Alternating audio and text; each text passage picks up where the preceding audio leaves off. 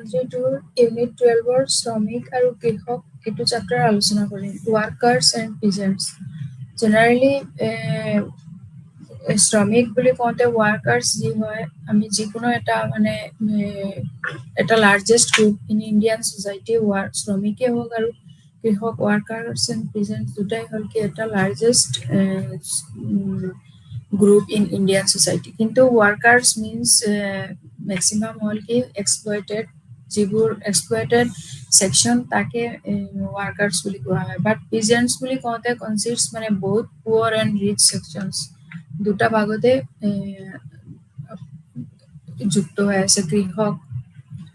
পাৰ্টটো কিন্তু জেনাৰেলি কাম বুলি যিকোনো মানুহ বিভিন্ন ধৰণৰ শ্ৰম বা কাম কৰিব পাৰে কিছুমান মানুহে কৃষি ক্ষেত্ৰত কাৰখানাত বেংকত বা দোকানত আৰু অন্যান্য কৰ্মস্থলতো কাম কৰে কিন্তু মেক্সিমাম কিছুমান ঘৰতো কাম কৰে যিসকলে পৰম্পৰাগত কাম যেনেকা কাপোৰ বোৱা ফিটা বনোৱা বা বিভিন্ন ধৰণৰ হস্তশিল্প হওক বা আৰু বিভিন্ন ধৰণৰ কামেই হওক সৰু সুৰা এইবোৰো কৰিব পাৰে কিন্তু শ্ৰমত ওয়াৰ্কাৰ্স বুলি কওঁতে মেক্সিমাম যিসকল গ্ৰামাঞ্চলৰ ভিতৰতে হওক বা চহৰাঞ্চলে হওক প্ৰযুক্তিগত উন্নতিৰ বাবে কাৰখানা বা এটা কাৰখানাৰ অন্তৰ্গত যিবোৰ কামত তেওঁলোকে কাপোৰ বোৱাৰ বা এনেকাই যি বা যিকোনো কামেই হ'ব পাৰো সামাজিক জীৱ হিচাপে মানুহৰ জীৱনৰ শ্ৰমৰ ভূমিকাটো অতি গুৰুত্বপূৰ্ণ চ' মানুহে কাম কৰে মূলত জীৱিকা অৰ্জনৰ কাৰণে আৰু জীৱিকা অৰ্জনটোৰ জৰিয়তে তেওঁৰ পৰিয়ালৰ গোটেইখিনি চলাই লৈ যায় কিন্তু কিছুমান লোকে কাম নকৰাকেও উত্তৰাধিকাৰী সূত্ৰে কিছুমান যিবোৰ প্ৰয়োজনীয় আছে তেওঁৰ এইবোৰ চলাই লৈ যাব পাৰে কিন্তু ইণ্ডিয়ান সোসাইটিত যি আমি ওয়াৰ্কাৰ্স বা পিজেন্টস বুলি কওঁ তাতে মেইনলি পিজেন্ট সেকশনত এই পাৰ্টটো ইনভলভ হৈ আছে মেক্সিমাম কৃষি ক্ষেত্ৰৰ লগতেও আৰু কিছুমান জমিদাৰ সকলৰ লগতেও কৃষক অন্তৰ্ভুক্ত হৈ আছে চ' তেওঁলোকে কিছুমান এক্সপ্লইটেড হয় কেতিয়াবা কিন্তু ওয়াৰ্কাৰ্স মেক্সিমামে এক্সপ্লইটেড হয় এণ্ড এই বস্তুবোৰ ছ'চিয়েলি এটা কালেক্টিভ একশ্যন হয় বা ছ'চিয়েল পলিটিকেল মুভমেণ্টছৰ লগতে তেওঁলোকৰ ডিমাণ্ড গোটেইখিনি ফুলফিল কৰিবৰ কাৰণে বিভিন্ন ধৰণে তেওঁৰ পলিটিকেল যিবোৰ মুভমেণ্টছ আছে এইবিলাকৰ লগতে তেওঁলোকৰ ডিমাণ্ডটো চলাই থাকে এইটো চেপ্টাৰতে মেইনলি এইমখিনি আছে আৰু ইন্ট্ৰডাকশ্যনটো তাৰপিছত শ্ৰমিকৰ যিবিলাক ওয়াৰ্কাৰ্সৰ মুভমেণ্ট বা আন্দোলন এইটো আৰু উপনিৱেশিক টাইমত মানে যিটো ব্ৰিটিছ ইষ্ট ইণ্ডিয়া কোম্পানীৰ সময়ত যিবিলাক শ্ৰমিক আন্দোলন হৈছিলে এইখিনি আৰু সামূহিক কাৰ্যৰ বিষয় আৰু প্ৰকাৰ তাৰপিছত ইষ্ট ইণ্ডিয়া কোম্পানীৰ উত্তৰ উপনিৱেশিক যুগত যি শ্ৰমিকৰ আন্দোলন আছিলে এইখিনি তাৰপিছত কৃষক আন্দোলন আৰু ক্ষুদ্ৰ আৰু দৰিদ্ৰ কৃষকৰ আন্দোলন লগতে ধনী কৃষক আৰু কৃষক কৃষকৰ মাজতো বহুত কেইগৰাকী কেইটামান ডিভিজন আছে যেনেকা পুৱাৰ পিজেন্টছ ৰিচ পিজেন্টছ তাৰপিছত ৰিচ পিজেন্টছৰ লগতো কিছুমান যেনেকা তেওঁলোকৰ লেণ্ড বিলাক পুৱাৰ কৃষক বিলাকক দিয়ে সাপোজ কিবা এটা ৰেন্টত বা তেনেকা চ' চেম এইবিলাকৰ মাজতে পুৱাৰ পিজেন্টছ এণ্ড ৰিচ পিজেন্টছক বেলেগ কৰা হৈছে তাৰপিছত প্ৰভাৱতৰ উদাৰীকৰণৰ শ্ৰমিকসকলৰ ওপৰত আৰু কৃষকৰ আন্দোলনৰ মাজত এইটোত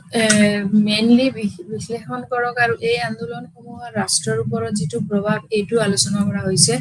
আৰু বিশ্লেষণ কৰকৰ যি প্ৰভাৱ উদাৰীকৰণৰ শ্ৰমিক আৰু কৃষকৰ ওপৰত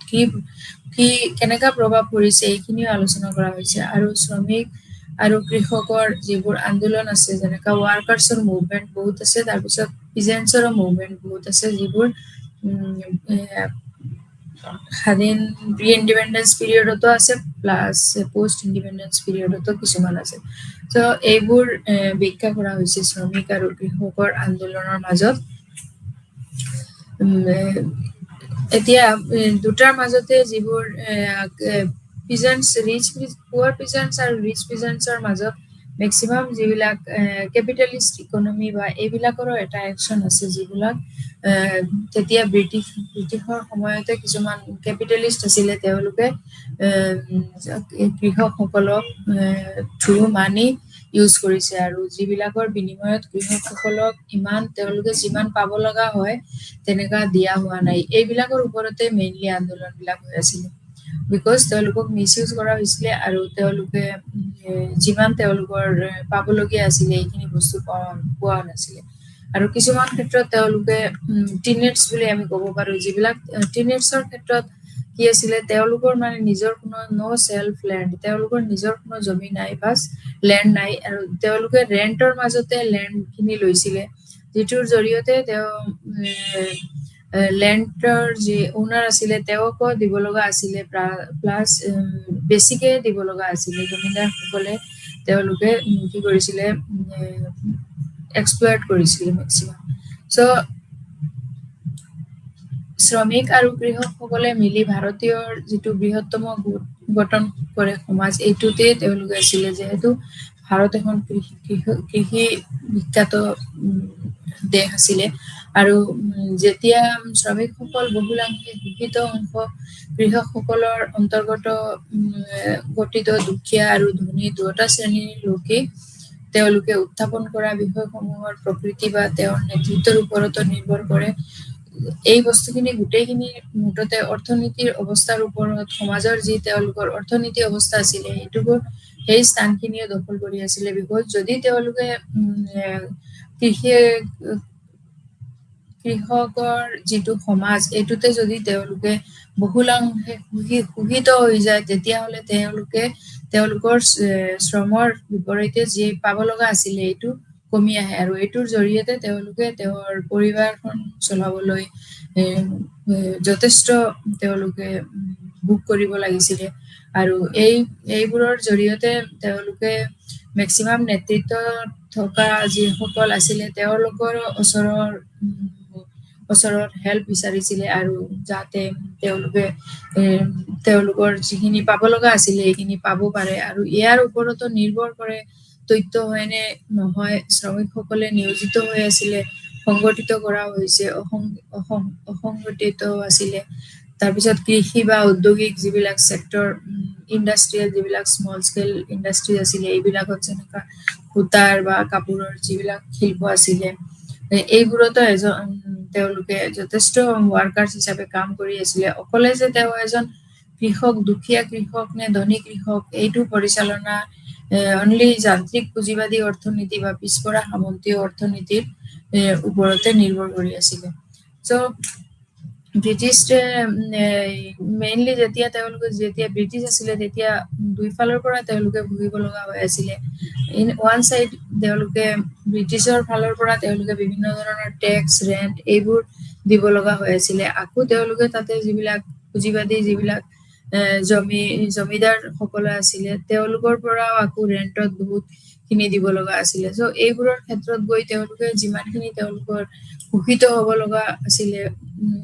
তেওঁলোকে মেইনলি ক'বলৈ গ'লে পুৰা এক্সপ্লইটেড ছেকচনত কৰি আছিলে। আৰু এইটোৰ কাৰণেই তেওঁলোকে মেক্সিমাম বিদ্ৰোহ কৰিছিলে তেতিয়া। আৰু পিজেণ্টছৰ এটা পইণ্ট আছিলে টিনেটছ, যিহেতু তেওঁলোকৰ লেণ্ড নাছিলে। আৰু ২ নম্বৰটো আছিলে যিবিলাক ইণ্ডিয়ান জমিদাৰ এওঁলোকে আছিলে, তেওঁলোকে আছিলে পুৱাৰ পিজেণ্টছ বিলাকৰ এগেইনষ্টত, বিকজ তেওঁলোকে মেক্সিমাম জমিৰ লেণ্ডৰ অপজিটত যথেষ্টখিনি ভেলু লৈ আছিলে, আৰু যিটোৰ জৰিয়তে তেওঁলোকে ৱাৰ্কাৰ্ছ সকলে ইমান এটা পাব লগা নাছিলে। চ' ৱাৰ্কাৰ্ছে যে অকলে কৃষি ক্ষেত্ৰত নহয়, টি কফি এইবোৰৰ ক্ষেত্ৰত আছিলে। কেতিয়াবা ব্ৰিটিছ ইষ্ট ইণ্ডিয়া কোম্পানী সকলে কেতিয়াবা হঠাৎকে আকৌ টি কফি এইবোৰৰ ডিমাণ্ড আহে, বা বেছিকে দিব বিচৰা হয় বাহিৰৰ ফৰেইন কাণ্ট্ৰিৰ পৰা, তেতিয়া আকৌ তেওঁলোকে কৃষকসকলৰ ওপৰতেই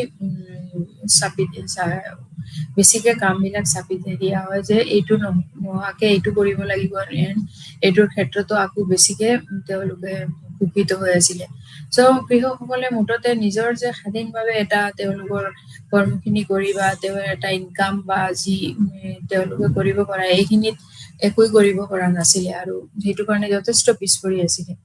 চ' পিজেন্টছৰ আৰু এটা আছিলে এট্ৰচিটিজ বুলি হয়, যিটোৰ মানে ৰেণ্টছটো বহুত হাই আছিলে আৰু তেওঁলোকে কিছুমান ক্ষেত্ৰত ৰেণ্ট হাই লেণ্ডৰ ৰেণ্টটো হাই লোৱাৰ পিছতো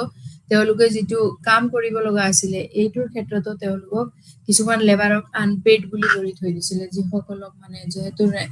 এই ৰেণ্টৰ মালিক তেওঁলোকে নিজে হয়, সেইটো কাৰণে অকলে জাষ্ট তেওঁলোকে তেওঁৰ ক্ষেত্ৰত আনপেইড কৰি থৈ দিব লেবাৰসকলক বা ৱাৰ্কাৰ্ছক। তেওঁলোকে কোনো পেইড যি পে কৰিব লাগিব তেওঁৰ লেবাৰৰ এগেইনষ্টত সেইটো তেওঁলোকে দিয়া নাই, বিকজ তেওঁলোকে লেণ্ডটো তেওঁৰ নিজৰ হয়। কিন্তু আকৌ এইটো লেণ্ডৰ যিটো ৰেণ্ট আছিলে সেইটোও তেওঁলোকে লৈ আছিলে, বাট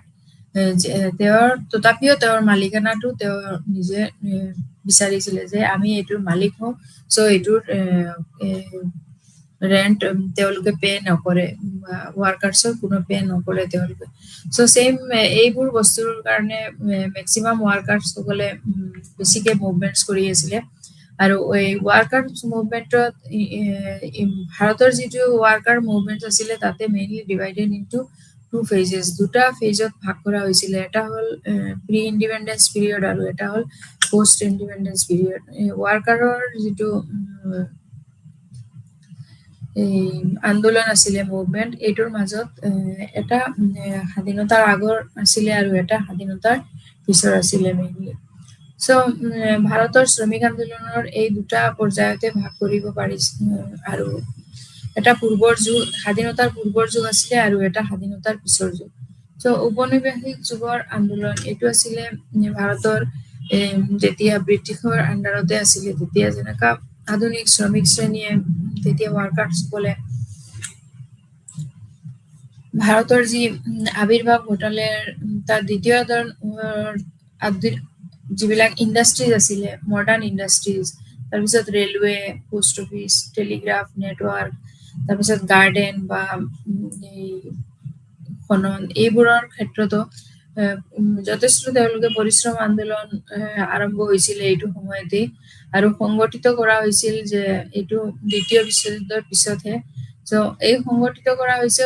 শ্ৰমিক ইউনিয়ন সমূহৰ হৈছে নামেৰে জনাজাত ট্ৰেড ইউনিয়ন সমূহ, যিবিলাক শ্ৰমিকসকলে তেওঁলোকে মিলি পেলাই ট্ৰেড ইউনিয়ন সমূহৰ ওপৰতো ডিপেণ্ড কৰিছিলে আৰু এই ট্ৰেড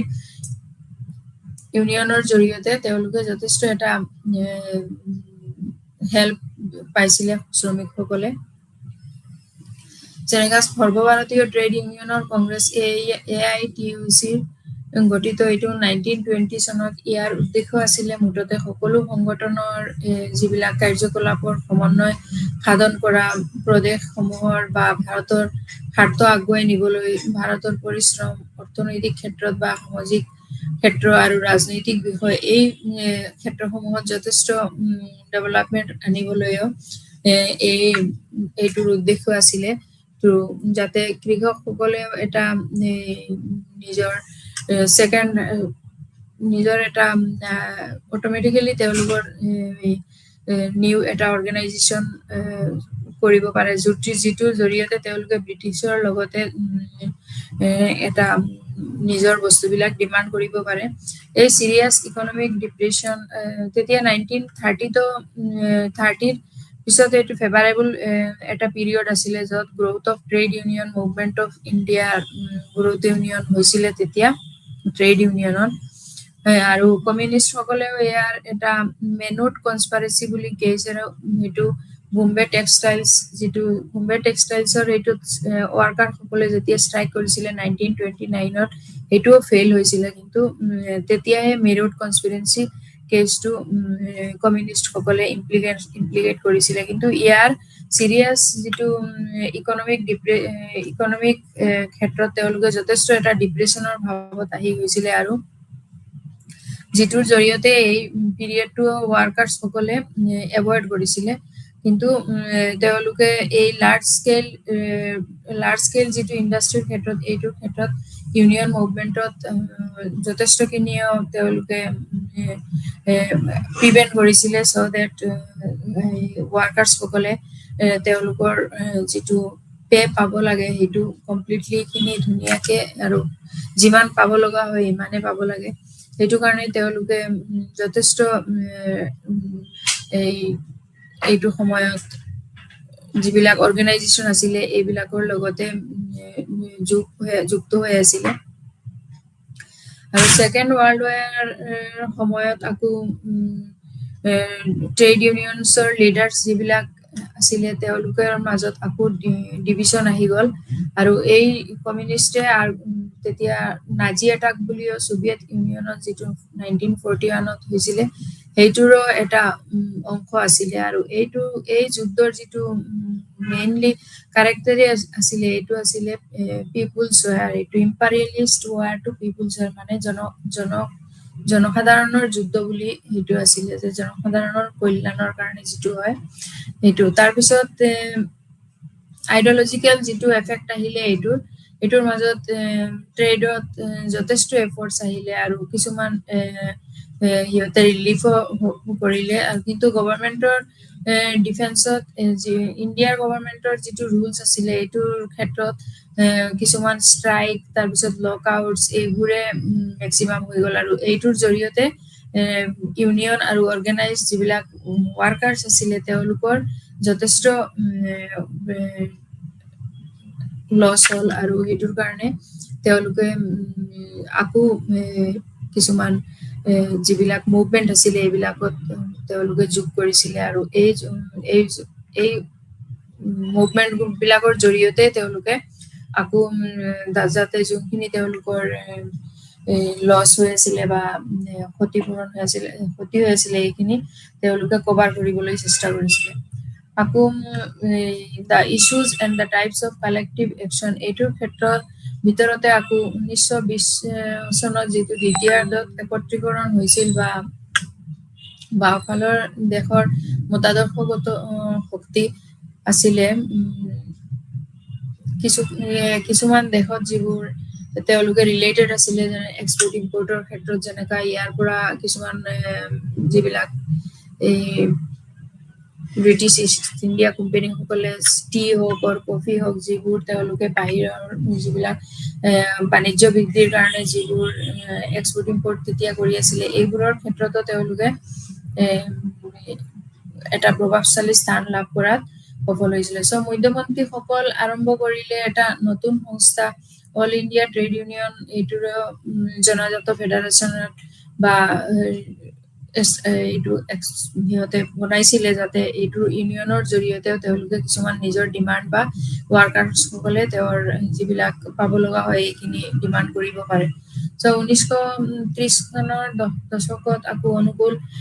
বাণিজ্য বৃদ্ধিৰ বাবে সময়ছোৱাত ইউনিয়নৰ যিটো আন্দোলন সেইটো ভাৰতৰ লগত এইটো হৈছিলে চ' কমিউনিষ্টসকলে মিৰুতৰ লগত জড়িত আছিল আৰু ষড়যন্ত্ৰৰ গোচৰ আৰু 1929 চনৰ বোম্বে টেক্সটাইলৰ ধৰ্মঘটৰ ফলতো এইটো ব্যৰ্থ হৈছিলে বিষয়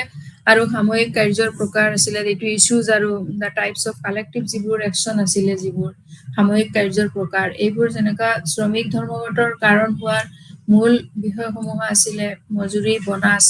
এইবোৰে কৰ্মী ছুটি তাৰপিছত ঘণ্টাৰ কাম হিংসা আৰু অনুশাসনহীনতা তাৰপিছত ঔদ্যোগিক আৰু পৰিশ্ৰম নীতি আদিৰ আশ্ৰয় লৈ শ্ৰমিকসকলে বিভিন্ন ধৰণৰ সামূহিক কাৰ্যতে তেওঁলোকৰ সমস্যাৰ সমাধানৰ বাবে এইবোৰৰ কাৰণেই তেওঁলোকে মেইনলি এইবোৰ কৰিছিলে আৰু ধৰ্মঘটে হওক সত্যাগ্ৰহ হওক ভোক আঘাত বন্ধ এইবোৰ যিবোৰ তেওঁলোকে কৰিছিলে মেইনলি তেওঁলোকৰ কামৰ কাৰণে আৰু তেওঁলোকৰ ছুটিৰ কাৰণে তাৰপিছত তেওঁলোকে ইমান কাম কৰিব লগা হয় আৰু তাৰপিছত যিমান অনুশাসনহীনতা কোনো পৰিশ্ৰম নীতিৰ তেওঁৰ কোনো ডিমাণ্ড যিমান পাব লাগে যিমান সেইটোও পোৱা নাই তাৰপিছত বনাছ নাই মজুৰি সিহঁতে নাপায় এইবোৰ কাৰণেই তেওঁলোকে ধৰ্মঘটৰ এইবোৰ আৰম্ভ কৰিছে কিন্তু এইবোৰৰ লগতে তেওঁলোকে এইবোৰ প্ৰব্লেম চল্ভ কৰিবৰ কাৰণে কি কৰিছিলে ধৰ্মঘট কৰিছিলে তাৰপিছত সত্যাগ্ৰহ ভোক আঘাত বন্ধ, তাৰপিছত এইবোৰ বিক্ষোভ, গণ আকস্মিক পাত, কাম শাসন কৰা, বিদ্যুতৰ যোগান কৰ্তন আদি এইবোৰ বস্তু তেওঁলোকে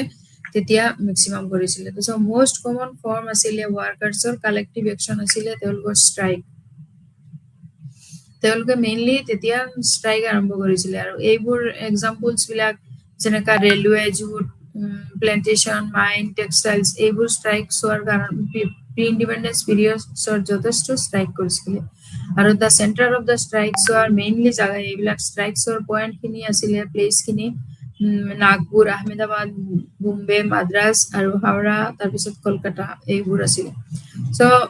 1920 আকৌ in 1920 Gandhi intervene the strike of the textile workers of the Ahmedabad. গান্ধীয়েও এইটো কৰিছিলে। তেওঁ ফাৰ্ষ্টতে তেওঁ মহাত্মা গান্ধী যেতিয়া তেওঁ ফাৰ্ষ্ট তেওঁক 1997 আৰু 1998 তেওঁক বিহাৰত চেম্পাচন টিন বুলি এটা কটীয়াত এটা ঠাইতেও তেওঁক লৈ যোৱা হৈছিলে এই কৃষক মুভমেণ্টছৰ কাৰণে। আৰু তেতিয়াহে মহাত্মা গান্ধী ফাৰ্ষ্ট সেইটোতে গৈ পেলাইহে মহাত্মা গান্ধী ফাৰ্ষ্ট পলিটিকেল ইণ্ডিয়াৰ যিটো পলিটিকেল মুভমেণ্ট আছিলে তেওঁ ফাৰ্ষ্ট সেইটোতে এড হ'লে আৰু সেইটোৰ পৰাই তেওঁক মহাত্মা নাম দিয়া হৈছিলে। গান্ধীৰ পৰা তেওঁ মহাত্মা গান্ধী হৈছিলে এইটো মুভমেণ্টৰ পিছৰ পৰাই। আৰু এইটো ৱাৰ্কাৰ এই মুভমেণ্টছতে তেওঁক মহাত্মা বুলি কোৱা হৈছিলে। চ' এইবোৰ ক্ষেত্ৰত যথেষ্ট লিডাৰশ্বিপ আছিলে তেওঁৰ ৱাৰ্কাৰ্ছৰ। তাৰপিছত যিবোৰ কিছুমান বহুত কেইটা ৰিভল্টো আছিলে যিবোৰ প্ৰি ইণ্ডিপেণ্ডেঞ্চ পিৰিয়ডত, যেনেকা 1820, 1831, 37 তেতিয়া হু বুলি এটা মুভমেণ্ট আছিলে যিটোৰ জৰিয়তে এই ৱাৰ্কাৰ্ছৰ মুভমেণ্ট বা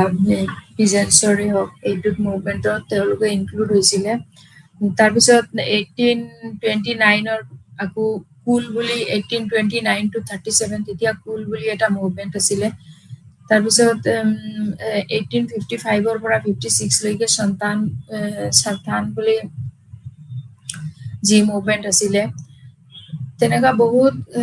বহুত কেইটা মুভমেণ্ট আছে যিবোৰৰ জৰিয়তে কৃষকসকলে ৱাৰ্কাৰ্ছসকলে তেওঁলোকৰ ডিমাণ্ড বা এইবোৰ যি তেওঁলোকৰ বিচৰা বস্তুখিনি তেওঁলোকে বিচাৰিছিলে। যিহেতু তেতিয়া ব্ৰিটিছ ইষ্ট ইণ্ডিয়া কোম্পানীৰ আৰু জমিনদাৰ সকলৰ যথেষ্ট তেওঁলোকে এক্সপ্লইট হৈ আছিলে থ্ৰু দিছ টু। তাৰপিছত উত্তৰ উপনিৱেশিক যিটো workers' movement in post colonial period, এইটোত আকৌ চাৰিটা ভাগ আছে তাতে, যিটো হ'ল ফাৰ্ষ্টত হ'ল national level, then provincial level, তাৰপিছত the trade unions with political affiliation, and তাৰপিছত limitation the trade union movement in India. So' তেনেকুৱা চাৰিটা ভাগত পষ্ট কলনিয়েল পিৰিয়ডটোত চাৰিটা ভাগত ভাগ কৰা হৈছিলে মেইনলি ইন ৱাৰ্কাৰ্ছ মুভমেণ্ট। তো ৰাষ্ট্ৰীয় পৰ্যায়তো কি আছিলে, স্বাধীনতাৰ পিছতে শ্ৰমিকৰ যিটো উচ্চ আশা সেইটো ছিন্ন ভিন্ন হৈ পৰিল। তাত কোনো উন্নতি হোৱা নাছিল। উন্নত মজুৰি আৰু অন্যান্য ফ্ৰণ্টৰ সেৱাত চৰ্তসমূহত তিনিটা কেন্দ্ৰীয় ট্ৰেড ইউনিয়নৰ সংগঠন গ্ৰহণ কৰা হৈছিলে, যেনেকা the Indian national trade union Congress. আৰু কংগ্ৰেছৰ দলৰ দ্বাৰা যিটো জন্ম হৈছিলে 1947 চনত, যিটো ফাৰ্ষ্ট সেইটো কংগ্ৰেছৰ দ্বাৰা যিটো আৰম্ভ হৈছিলে ইণ্ডিপেণ্ডেঞ্চ পিৰিয়ড সেইটো হৈছিলে 1947 আৰু দা প্ৰচেচিয়েলিষ্ট পাৰ্টীয়ে আৰম্ভ কৰিলে হিন্দু মজদুৰ সভা যেনেকা HMS 1948 চনতো এইটোৰ ষ্টাৰ্ট হৈছিলে। চ' এইবোৰ যেনেকা প্ৰিডমিনেন্স বা সেনা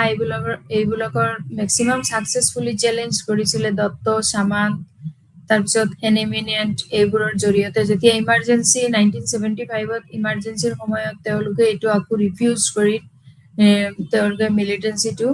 আৰু দেন তেওঁ হেৰি এইটো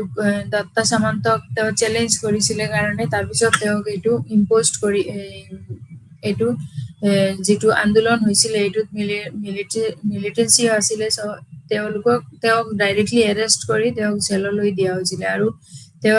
তেওঁ তেতিয়া আছিলে এজন কংগ্ৰেছ MLA আৰু আফটাৰ কামিং আউট তেওঁ জেলৰ পৰা ওলাই অহাৰ পিছতো আকৌ 1977ত তেওঁ আকৌ পপুলাৰ হৈ গ'লে আৰু 1970ৰ লাষ্টৰ পৰা তেওঁ আকৌ ট্ৰেড ইউনিয়ন লিডাৰ হৈ মুম্বাইত যেতিয়া ট্ৰেড ইউনিয়নৰ লিডাৰ হলে তেতিয়া আকৌ তেওঁ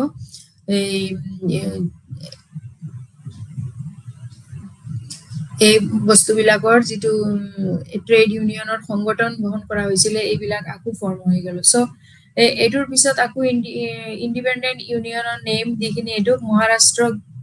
মহাৰাষ্ট্ৰ যিনি কামগৰ ইউনিয়ন MJKU বুলি তেতিয়া এইটো চেঞ্জ হৈ পেলাই MJKU বুলি নাম দিয়া হ'ল চ' তেতিয়া তেওঁ এই দত্তা সামন্তক আকৌ remain one of the most influential trade ইউনিয়নৰ লিডাৰ হলে আৰু তাৰ পিছতে তেওঁক মাৰ্ডাৰ কৰা হ'ল চ' প্ৰভিন্সিয়েলৰ লেভেলত এই বস্তুটো আছিলে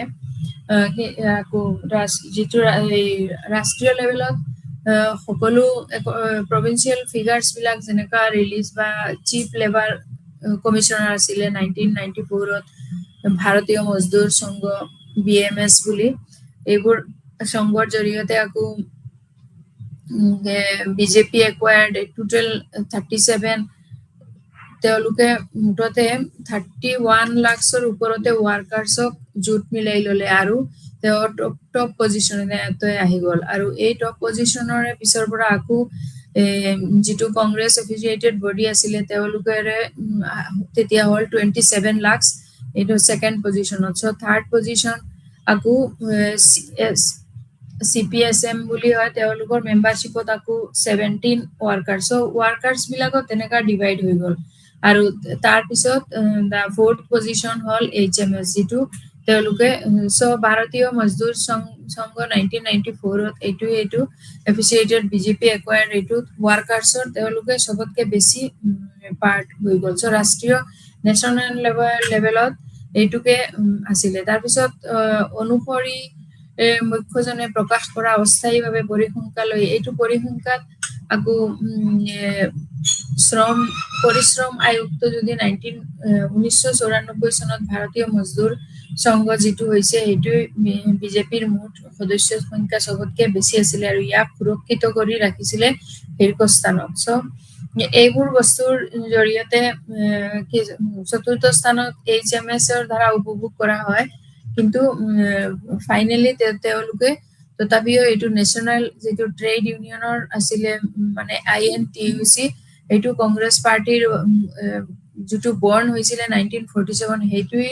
তেতিয়া প্ৰজ্ঞা ছচিয়েলিষ্ট পাৰ্টিয়ে ষ্টাৰ্ট কৰিছিলে বেলেগ এটা আকৌ সেইটো হিন্দ মজদুৰ সভা বুলি 1940 চ' এইবোৰ বস্তু কিছুমান তেনেকা ৱাৰ্কাৰ্ছ বিলাক যোনটো দলত বেছিকে আছিলে সেইটো দলতে ছাপোৰ্ট পালে বেছিকে চ' ইণ্ডিপেণ্ডেঞ্চৰ পিছত এইবোৰে প্ৰব্লেম বেছিকে হৈ আছিলে কিন্তু তাৰ পিছতো কিছুমান যিবোৰ মুভমেণ্টছ আছিলে মুভমেণ্টৰ জৰিয়তে তেওঁলোকে এটা বিকাশ কৰিছিলে বাণিজ্যৰ ক্ষেত্ৰত চ' প্ৰাদেশিক পৰ্যায়সমূহত প্ৰভিন্সিয়েলৰ লেভেলত আকৌ আমি যদি চাওঁ তেনেহ'লে অন্য এটা যেনেকা 1960 চনত উল্লেখযোগ্য বিকাশ আছিলে বাণিজ্যৰ জন্ম ইউনিয়নসমূহৰ যিটো মাদ্ৰাজৰ DMK আৰু IADMKৰ দৰে আঞ্চলিক দল যিবোৰ আঞ্চলিক দল আছিল এইবোৰ আৰু শিৱসেনা আছিল 1967 চনৰ বম্বেত জন্মগ্ৰহণ কৰিছিলে পৰিশ্ৰম উইং বুলি কোৱা হয় আৰু ভাৰতীয় কামগৰ সেনা সাধাৰণতে বিশ্বাস কৰা হৈছিলে যে শিৱসেনাহে চবতকে অফ মুম্বাইৰ শিল্পঘৰসমূহক আৰু মুম্বাইৰ পৰা পুনে বেল্টৰ বিৰুদ্ধে প্ৰতিহত কৰিবলৈও প্ৰভাৱ আছিলে এটা কমিউনিষ্ট আৰু সমাজবাদী সকলৰ পৰিশ্ৰম ইউনিয়নসমূহ চ' এইবোৰৰ মাজতে যিবোৰ 1978 আকৌ এইটো বেলটো কংগ্ৰেছ হি লেফ্ট দা বেল মানে তেওঁ এইটো এৰি দিলে আকৌ আৰু তাৰপিছত তেওঁ দত্তা সামন্ত যে তেওঁ remain one of the most এতিয়া ইনফ্লুৱেঞ্চিয়েল ট্ৰেড ইউনিয়নৰ এজন লিডাৰ হ'ল কিন্তু যোন তেওঁৰ এই আগবঢ়াটো সকলোৰ কিছুমানৰ ক্ষেত্ৰত চকুৰ ভাল হোৱা নাই আৰু তেওঁকে ডাইৰেক্টলি মাৰ্ডাৰ কৰা হ'ল তেতিয়া ৰাজনৈতিক সংযোগবিহীন কিছুমান the trade unions without political affiliation কিছুমান ট্ৰেড ইউনিয়ন আছিলে যিসকলৰ ক্ষেত্ৰত কোনো পলিটিকেল এফিলিয়েশ্যন নাছিলে মানে পলিটিকেল এফিলিয়েশ্যন নথকা কিছুমান বস্তু আছিলে যিবোৰ হ'ল 1960 চনত 1960 স্বাধীন বা অৰাজনৈতিক যিটো সংঘ তেওঁলোক এই অৰ্থৰ স্বাধীন আছিলে যে তেওঁলোকৰ সংযুক্ত নাছিল টু এনি ৰাজনৈতিক দল তেওঁলোকৰ কোনো ৰাজনৈতিক দলৰ লগত জড়িত নাছিলে আৰু এই ধৰণৰ অৰাজনৈতিক ব্যৱসায় ইউনিয়নৰ উত্থান ঘটিল বৰ্তমানৰ ওপৰত যিটো শ্ৰমিকসকলৰ অসন্তুষ্টিৰ পৰা ট্ৰেড ইউনিয়ন যিবোৰ ৰাজনৈতিক দলৰ সৈতে জড়িত আছিলে কিছুমান তেওঁলোকে শ্ৰমিক দল অসন্তুষ্ট হৈ পেলাই কিছুমান মেক্সিমাম তেওঁলোকে কি কৰিলে কোনো ৰাজনৈতিক দল নথকা যিবোৰ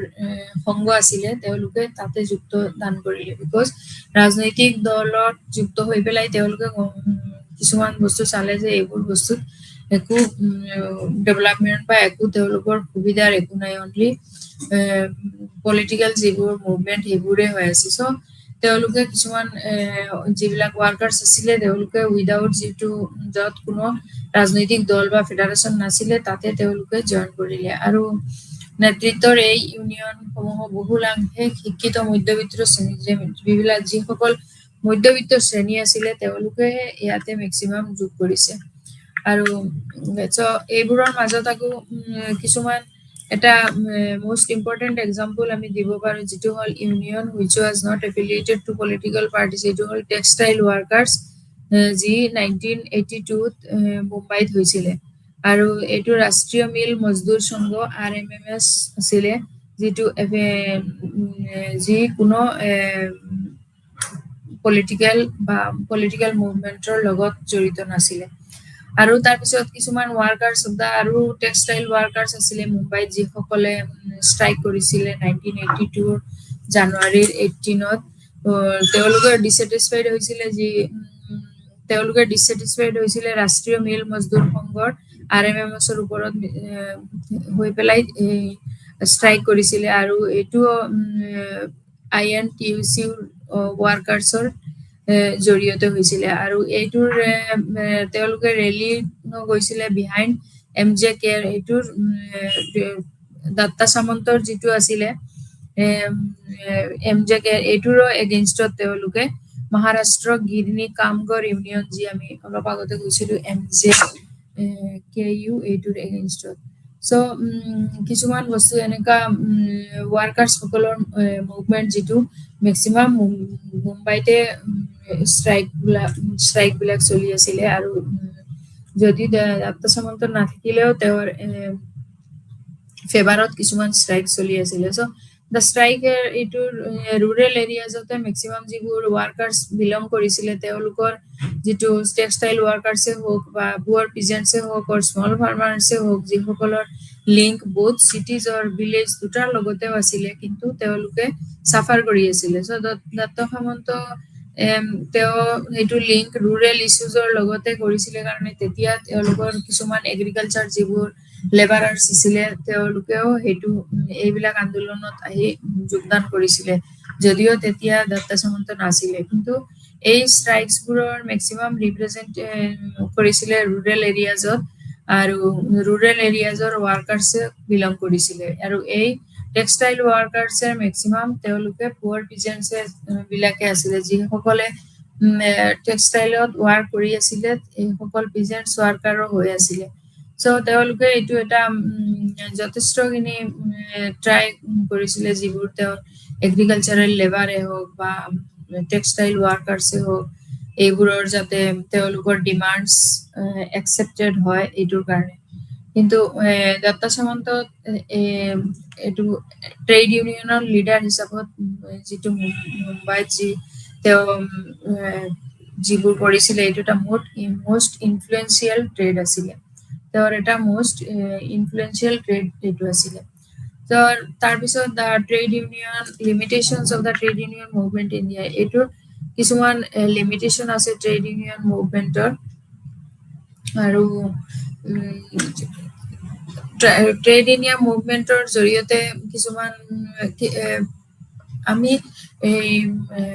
ইণ্ডিপেণ্ডেন্স হোৱাৰ আগতে আৰু বহুত কেইটামান যিবোৰ মুভমেণ্ট আছিলে, যিবিলাক আমি এইটো আলোচনা কৰা নাই এতিয়া, এইটো আমি পিজেণ্টছ কৃষকৰ যিটো মুভমেণ্টছত সেইখিনি আলোচনা কৰিম। বিকজ এইবিলাক মেক্সিমাম কৃষক আন্দোলনতে যুক্ত হৈ আছিলে, যিবোৰ এই বেংগল ফেমিন বা কলকাতাতে হওক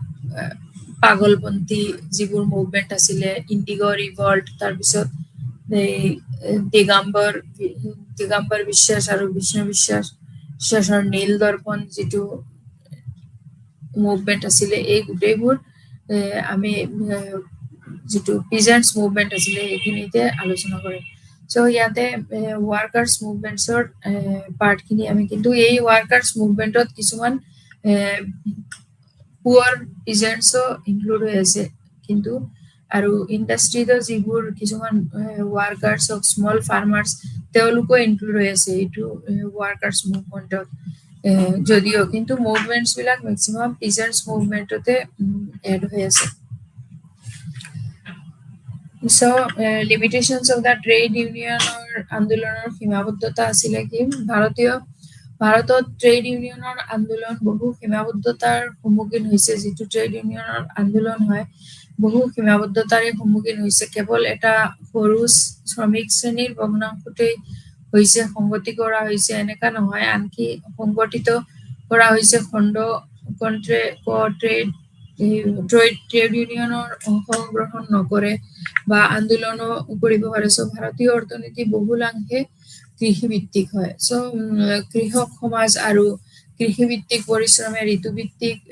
যিটো নিবনুৱা সমস্যা বা কম উপাৰ্জন, এইটো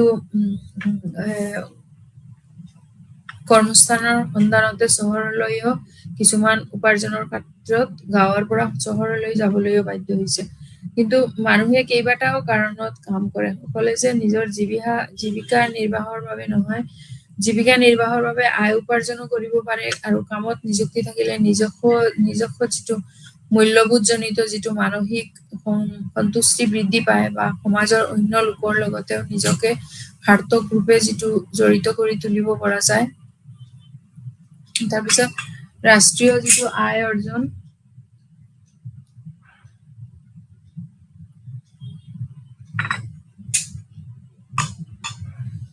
তথা অৰ্থনৈতিক কাৰ্যক্ৰমত, ৰাষ্ট্ৰীয় আয় অৰ্জন তথা অৰ্থনৈতিক কাৰ্যক্ৰমত সক্ৰিয় অংশগ্ৰহণো কৰা হৈছে কাম কৰা লোকৰ অন্যতম এটা উদ্দেশ্য। তো শ্ৰমিকে যে অকল নিজৰ বাবে কাম নকৰে, তেওঁৰ ওপৰত নিৰ্ভৰশীল লোকৰ প্ৰয়োজনখিনি পূৰণ কৰিব পাৰিলেও এটা কৃতিত্বৰ অধিকাৰী বুলি নিজকে ভাবিব লাগে। চ' কাম কৰা যিটো সামাজিক জীৱ হিচাপে মানুহে জীৱনৰ শ্ৰমৰ ভূমিকা অতি গুৰুত্বপূৰ্ণ হয়। আৰু মানুহে কাম কৰে মূলত জীৱিকা অৰ্জনৰ বাবে। কিন্তু এটা কথা মনত ৰাখিব লাগে যে কিছুমান লোকে কাম নকৰাকেও উত্তৰাধিকাৰী সূত্ৰেও পোৱা সম্পদেৰেও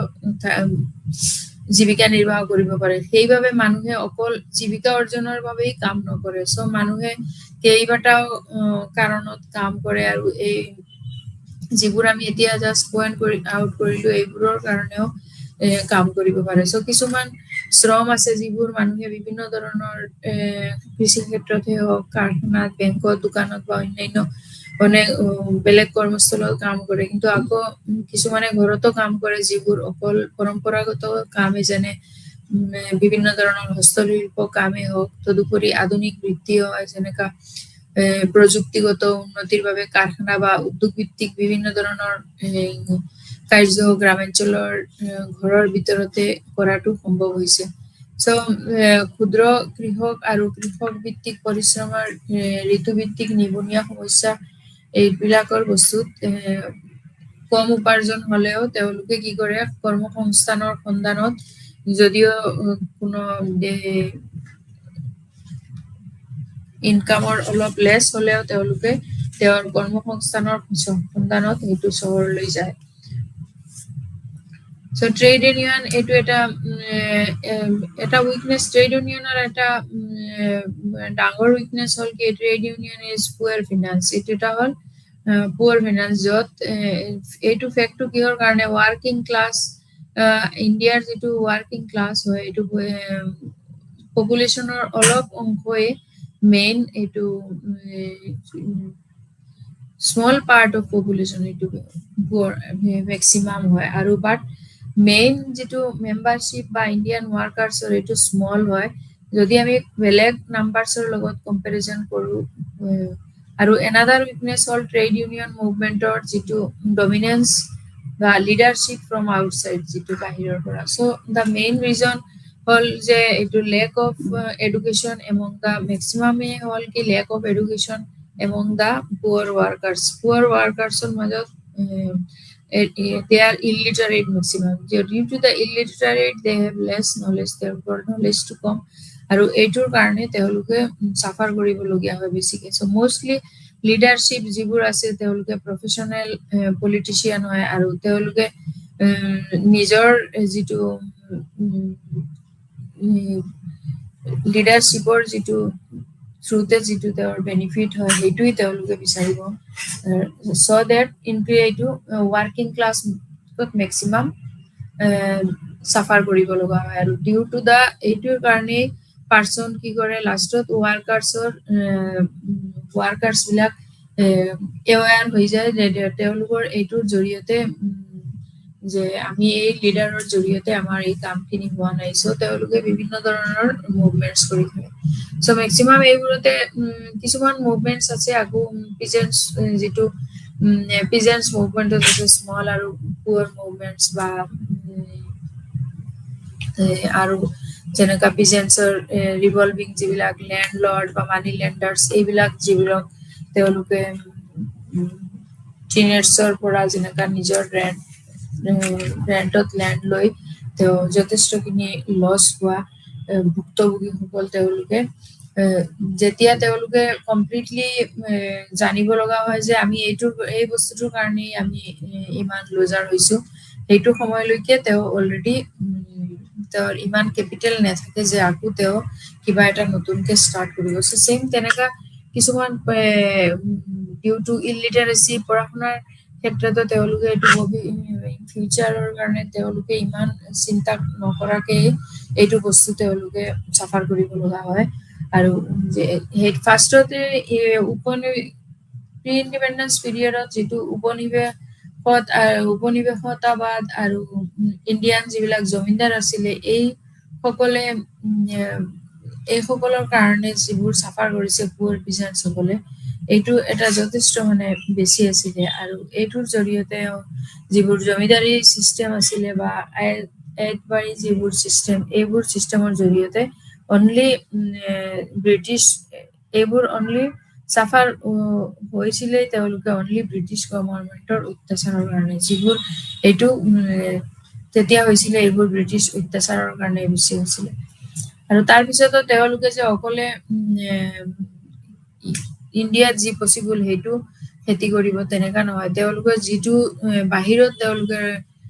এক্সপৰ্ট কৰিব পাৰে বা বাহিৰৰ ইম্পৰ্ট কৰি বা এক্সপৰ্ট ইম্পৰ্টৰ মাজত তেওঁলোকে নিজৰ সুবিধাটো দিয়াৰ কাৰণে ৱাৰ্কাৰ্ছৰ ওপৰতো যথেষ্ট প্ৰেছাৰ পৰিছে আৰু এইটো প্ৰেছাৰ পৰাৰ কাৰণেই তেওঁলোকে মুভমেণ্ট বিলাক আৰু ইছ্যুজ বিলাক ষ্টাৰ্ট কৰিছিলে। চ' তাৰ মাজতে মেইন ইছ্যু যে আছিলে তেওঁলোকৰ বনাছ দিয়া হোৱা নাই বা ছুটি দিয়া হোৱা নাই বা বিভিন্ন ধৰণৰ কামৰ ৱাৰ্কৰ অলপ লেছ কৰি দিয়া নাই বিকজ অকলে যে এইখিনি কাম কৰিলে তেওঁলোকে চবখিনি তেওঁলোকৰ এটা সেইটোৱে নহয় পাই যাব জাষ্ট ক্ষুদ্ৰ যিটো কৃষক বা কৃষি ভিত্তিক পৰিশ্ৰম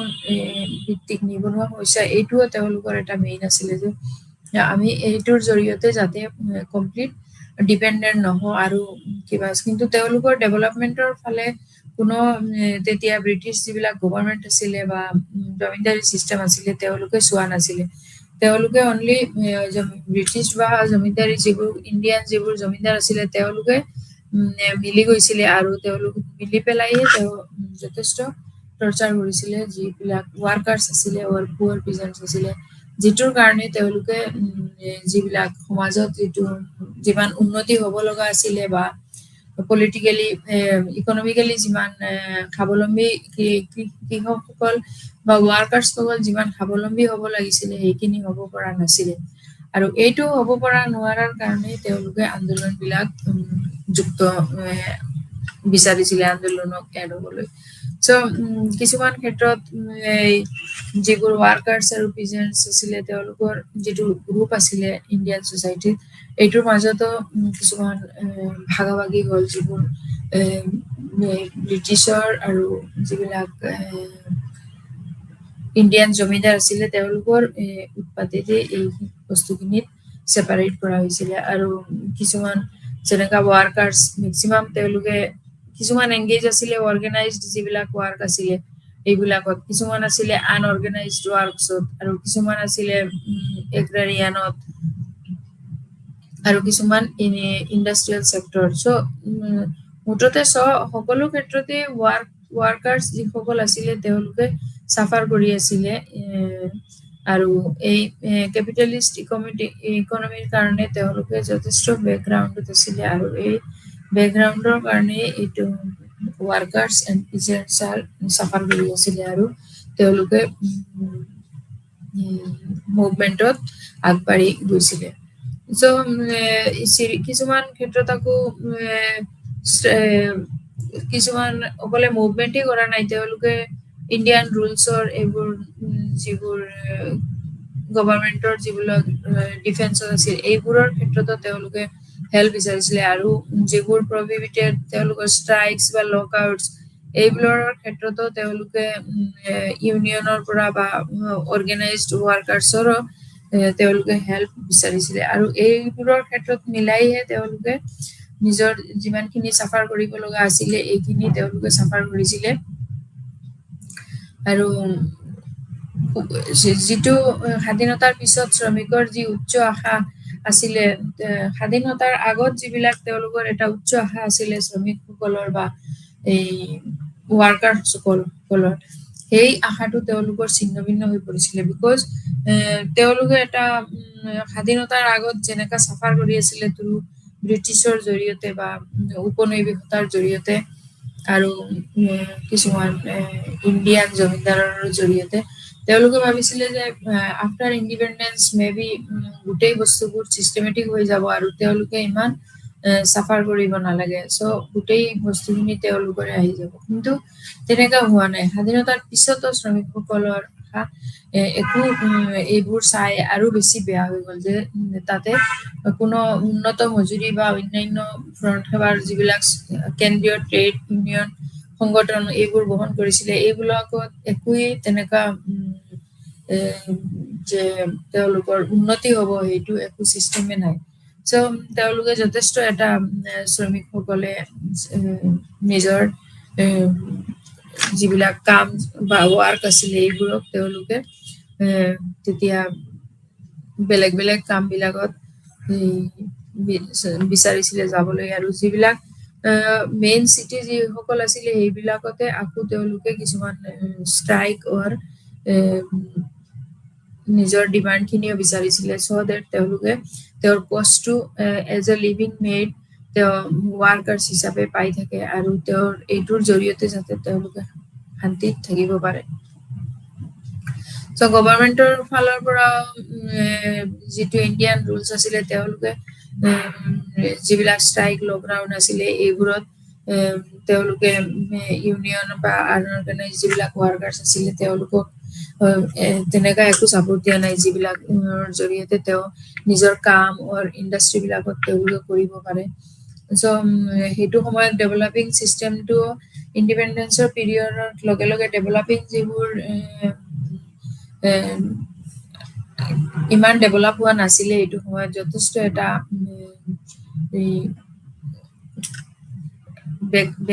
বেকৱাৰ্ডত পৰিছিলে এজ এ ইকনমিকেলি, আৰু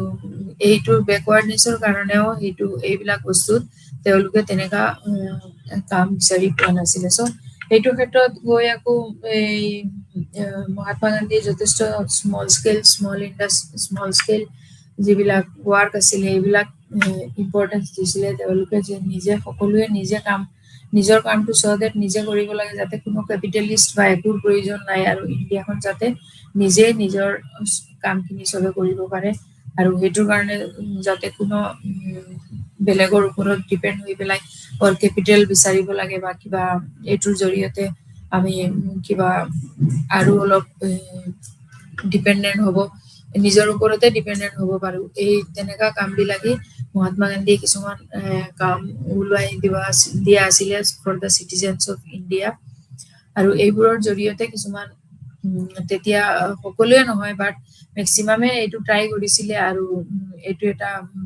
এইটোৰ জৰিয়তে তেওঁলোকে বিচাৰিছিলে যে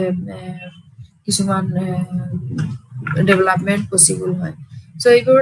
আইডিঅলজিকেল যিবিলাক স্প্লিট আছিলে এইবোৰৰ ক্ষেত্ৰতো ট্ৰেড ইউনিয়ন মুভমেণ্ট হৈছিলে, যিবোৰ অকলে আইডিঅলজিকেলৰ ক্ষেত্ৰত যে আইডিঅলজিকেলি যে এপ্লাই কৰিলে যে গোটেইখিনি ডেভেলপমেণ্ট হৈ যাব সেইটোও পচিবল হোৱা নাছিলে। তথাপিও এইবোৰৰ জৰিয়তে সত্যাগ্ৰহ, তাৰপিছত স্মল স্কেল ইণ্ডাষ্ট্ৰিজ এইবোৰৰ ক্ষেত্ৰত তেওঁলোকে যথেষ্ট এটা সকলো স্বাৱলম্বী হৈ আছিলে, আৰু ৱাৰ্কাৰ্ছ সকলে নিজৰ এটা ইম্পৰ্টেঞ্চ নিজে বুজিব পাৰিছিলে। চ' এই ৱাৰ্কাৰ্ছে হওক আৰু পিজেন্টছে হওক দুটাই মেইনলি ইণ্ডাষ্ট্ৰি হওক এগ্ৰিকালচাৰেল হওক এইখিনিৰ লগতে জড়িত হৈ আছে। আৰু কেইটামান পিজেন্টছ মুভমেন্টৰ ক্ষেত্ৰত আকৌ কিছুমান এগ্ৰাৰিয়ান ক্লাছৰ লগত ৰিলেটেড হৈ আছিলে, যিবোৰ ওনাৰ অফ টিনাৰ্ছ বা ওনাৰ অফ লেণ্ড যিসকলৰ পাৰ্টিচিপেট কৰিছিলে ফাৰ্মিং এক্টিভিটিজ বা এইবিলাকত, তেওঁলোকে ডিফাৰেঞ্চিয়েলি বেলেগ গ্ৰুপ বনাইছিলে, আৰু যিটোৰ জৰিয়তে এগ্ৰিকালচাৰক তেওঁ কাল্টিভেট লেণ্ড লৰ্ডৰ পৰা লৈছিলে, আৰু এইটোৰ জৰিয়তে চেম পিজেন্টছ মুভমেণ্টতো এইবিলাক প্ৰব্লেম হৈছিলে, যিটোৰ জৰিয়তে তেওঁলোকে নিজৰ যিখিনি পাব লগা আছিলে লেণ্ড লৰ্ডৰ পৰা এইখিনি পোৱা নাই। চ' পিজেন্টছেও মেক্সিমাম তেওঁলোকে ৰিয়েক্ট কৰিছিলে ৰিভলভিং এগেইনষ্ট লেণ্ড লৰ্ডছ, তাৰপিছত মানি লেণ্ডাৰৰ এগেইনষ্টত, then agents of colonial states এইবোৰৰ এগেইনষ্টত তেওঁলোকেও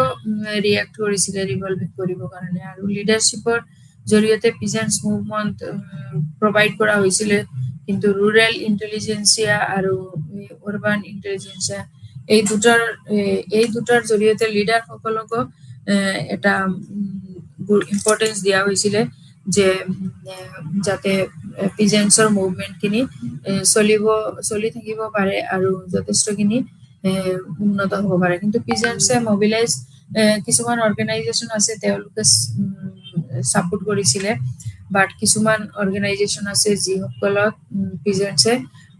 তেওঁলোকে মবিলাইজ কৰা নাই। আৰু এই অৰ্গেনাইজেশ্যনৰ ক্ষেত্ৰতো কিছুমান ইনফৰ্মেল নেটৱৰ্কিং আছিলে, যিবোৰৰ জৰিয়তে পিজেন্টছৰ লিডাৰসকলক এজ এন অৰ্গেনাইজেশ্যন কাম কৰিব লগা হৈছিলে। আৰু এই বস্তুটো মেক্সিমাম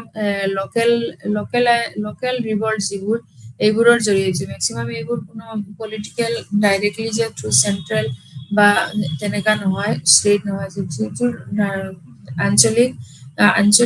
আঞ্চলিকৰ পৰাই ষ্টাৰ্ট হৈ পেলাই এইটো আগবাঢ়ি গৈছিলে। আৰু টুৱেণ্টিথ চেঞ্চুৰীতে ডিফাৰেণ্ট পলিটিকেল পাৰ্টিজে মবিলাইজ কৰিছিলে পিজেন্টছৰ ৰিভল্টৰ কাৰণে আৰু কংগ্ৰেছো কৰিছিলে 1920s পৰা ডিউ টু দা ছাপোৰ্ট বেছ কাৰণে চ' মেক্সিমাম পিজেন্টছ মুভমেণ্টত লোকেলাইজ হৈছিলে এইটো নেশ্যনেল লগত মাৰ্চ কৰা হৈছিলে আৰু কিছুমান যেনেকা বাৰদলি সত্যাগ্ৰহ 1928ত যিটো বাৰদলি সত্যাগ্ৰহ হৈছিলে এইটোত ৰেণ্ট কেম্পেইন কোনো ৰেণ্ট দিয়া নহ'ব আৰু তেওঁলোকে ডাইৰেক্টলি খেতিয়কসকলে নিজে খেতি কৰিব চ'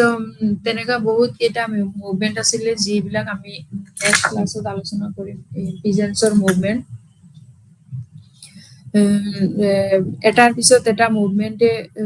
ওলাইছিলে আৰু এই মুভমেণ্টছৰ জৰিয়তে তেওঁলোকে চলিউশ্যন বিলাক কৰিব বিচাৰিছিলে চ'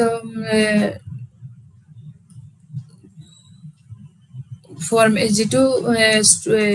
পিজেন্টছৰ আৰু ৱাৰ্কাৰ্ছৰ যিটো মেইনলি প্ৰব্লেমে আছিলে তেওঁলোকৰ উপযুক্ত যিটো তেওঁলোকক পাব লগা আছিলে এইখিনি তেওঁলোকক দিয়া হোৱা নাছিলে আৰু যিটোৰ জৰিয়তে তেওঁলোকে যথেষ্ট চাফাৰ কৰিব লগা হৈ আছিলে এইটো তেওঁৰ মুভমেণ্টৰ মেইন উদ্দেশ্য আছিলে আৰু যিবিলাক ফাৰ্মাৰ্ছ আছিলে তেওঁলোকৰ যিটো চ'ৰ্চ অফ ইনকাম আছিলে এইটোৱে আছিলে যে তেওঁলোকে ফাৰ্মিং কৰিব বেলেগ তেওঁলোকৰ নাছিলে চ' তেওঁলোকৰ কিছুমান ইনকাম এগ্ৰাৰিয়ান চেক্টৰত কিছুমানৰ ইনকাম যেনেকা এগ্ৰাৰিয়ান চেক্টৰ বা এমপ্লয়মেণ্টৰ পৰাও আহে কিন্তু মেক্সিমাম তেওঁলোকৰ পুৱাৰ বিলাকৰ যিটো ফাৰ্মিঙৰ পৰাই আহে থেংক ইউ নমস্কাৰ